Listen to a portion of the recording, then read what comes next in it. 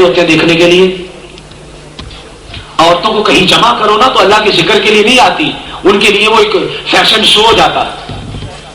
اس لیے عورتوں کو قبرستان جانے سے منع کریں گے، ایک فتنہ. اس لیے دوسری بات، دوسرا سوال، کیا دیوبندی امام کے پیچھے نماز ہو سکتی ہے؟ تو یہ پوچھا کریں کہ دیوبندی کے پیچھے نماز پڑھنے سے بندہ مسلمان رہے گا یا نہیں، یہ سوال کیا کریں. میں نے پہلے بھی ایک دن شاید یہ جواب دیا تھا، کہیں وہ پیچھے دیا تھا، کہ جس نے نبی پاک کو گالی دی کیا اس کی نماز ہے؟ جس نے کہہ دیا نبی پاک کے جانوروں بچوں کی طرح، اس کے پیچھے نماز کہاں سے ہے؟ اگر کوئی اس کا انکار کرے تو کتابیں ہیں میرے پاس، منگوا کر دکھاؤں گا، اس میں سے دیکھیں ان کے پیچھے نماز بالکل نہیں. دوسرا سوال کہ اہل حدیث والوں کا قرآن ترجمہ اور تفسیر پڑھنا ٹھیک ہے یا نہیں؟ حدیث پاک مسلم شریف کی فرمایا ان ھذا العلم دین فانظروا امن تاخذون دینکم، یہ علم تمہارا دین ہے، اس سے ہی علم لو کہ جس کے دل کے اندر عشق مصطفیٰ ہے. اگر اہل حدیث نہیں، اہل خبیث ہے، اہل حدیث نہیں، اہل حدیث نہیں ہے، غیر مخلد یا وہابی بولا کریں، تو ان کا ترجمہ پڑھنا حرام، شدید قسم کا حرام. کیوں؟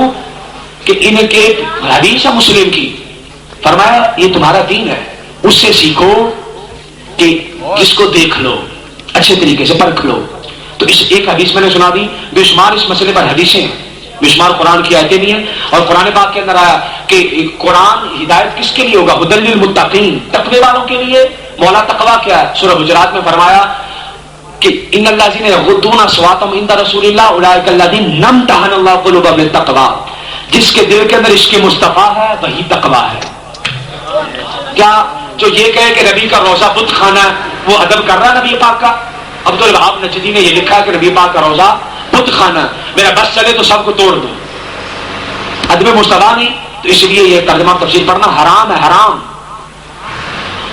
چلانا چاہیے یا نہیں؟ حدیث پاک ہے، علامہ سیوطی نے شرح الصدور کے اندر بیان کی کہ جمعے کی رات، یعنی جمعرات جب آتی ہے مغرب کے بعد، تو اس میں فوت شدہ روحیں گھر کے اندر آتی ہیں. علامہ سیوطی ان کو 1,00,000 حدیث زبانی یاد تھی. علامہ سیوطی کو کہتے ہیں کہ جس حدیث کے بارے میں مجھے شک ہوتا، خواب کے اندر نبی پاک آتے، دیدار کر کے پوچھتا یا رسول اللہ آپ کی حدیث ہے یا نہیں ہے؟ پوچھتا. 70 بار نبی پاک کی زیارت کی حدیثیں پوچھنے کے لیے.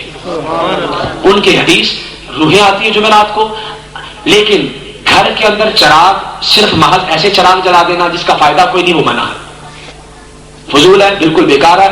بلکہ لوگ قبر کے اوپر رکھ کے چراغ جلاتے ہیں، قبر کے اوپر رکھ کے چراغ نہ جلایا کریں. کسی مزار پہ چلانا وہ الگ بات ہے، قبر کے اوپر رکھ کر جو چلاتے ہیں نا، بالکل اوپر آگ ہوتی ہے نا اوپر، قبر کے اندر تو پکی اینٹ بھی نہیں رکھ سکتے. کیوں؟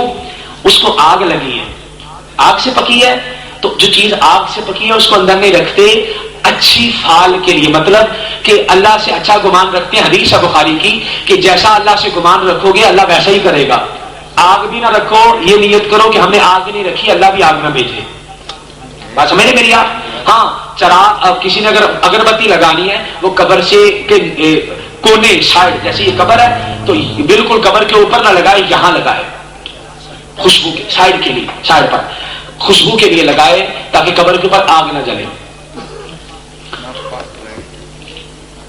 ایک دوسری حضور کی کملی کالی تھی یا سرمئی؟ سرمئی. حضور پاک صلی اللہ تعالی علیہ وسلم کے پاس مختلف قسم کی چادریں تھی. ترمذی کی حدیث پاک برا بن عازب رضی اللہ تعالیٰ عنہ کہتے ہیں کملی مطلب چادر. حضور کی کملی ویسے اچھا نہیں لگتا، لفظ چادر بولا کر، ادب اس میں. آقا علیہ الصلوۃ والسلام کی چادر، آپ سیدنا برا بن عازب رضی اللہ تعالیٰ عنہ بیان کرتے ہیں کہ آقا علیہ الصلوۃ والسلام ایک مرتبہ 14ویں رات کا چاند نکلا تھا، نبی پاک سرخ رنگ کی چادریں 2 پر لے کر آئے. آپ کہتے ہیں کہ خدا کی قسم میں کبھی چاند کو دیکھتا تھا، کبھی مصطفیٰ کو، لگتا یوں تھا کہ